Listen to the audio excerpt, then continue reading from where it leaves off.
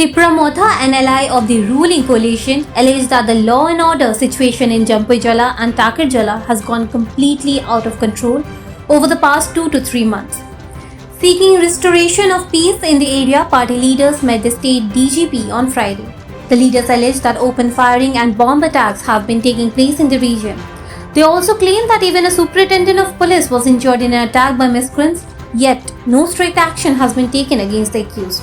According to Tipramotha leaders, on April 9, bomb attack took place at 4 locations simultaneously. They alleged that party workers were targeted in firing incidents and party offices were vandalized, but no arrests have been made so far. The leaders said they had earlier approached the local OC, SDPO and SP, but no effective action followed, forcing them to take the matter directly to the DGP. 2-2.5 মাস ধরে জম্পুজলা তাকারজলা এরিয়াতে ল and order একদম হাতের বাইরে চলে গেছে।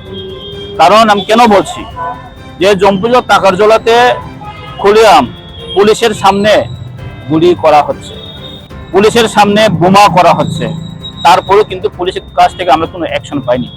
আমরা অনেকবার আমরা এফআইআর করেছি, অনেকবার কমপ্লেন করেছি যার যার নামে, কারণ আপনার থানার গেলে সবাই পাবেন। তো এসপির সঙ্গেও কথা হয়েছে, কথা বলেছে, অনেক প্রশাসনের সঙ্গে কথা বলেছে, কিন্তু আজ পর্যন্ত আমরা কিন্তু কোনো সুরাহা পাইনি এবং কোনো পুলিশের কাছ থেকে কোনো অ্যাকশন পাইনি। তার জন্য আজকে আমরা এই ডিজিপি সাহেব সঙ্গে আজকে কথা বলতে। Tipramotha leaders further alleged that although Chief Minister Dr. Manik Shah repeatedly assures legal action against the culprit, no visible steps are being taken on the ground. They urge the Chief Minister, who also holds the home portfolio, to intervene immediately. যে ল and order থেকে কারণ ডিজিপির উপর তো আর কেউ নেই ল and অর্ডারে, ডিজিপির পরে হচ্ছে মাননীয় মুখ্যমন্ত্রী। কারণ আমি কেন বলছি, অ্যাকচুয়ালি এই রাজ্যে ল এন্ড অর্ডারের এখন যে হোম ডিপার্টমেন্ট মাননীয় মুখ্যমন্ত্রীর কাছে আছে।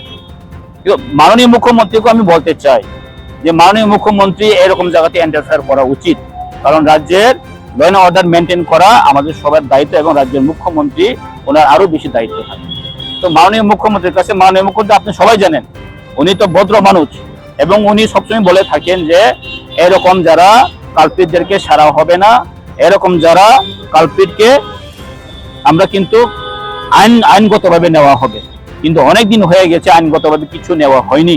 তো তার প্রশ্ন জবাব কে? Political observers believe that such serious allegations from a ruling alliance partner over the state's law and order situation could provide major political ammunition to the opposition party.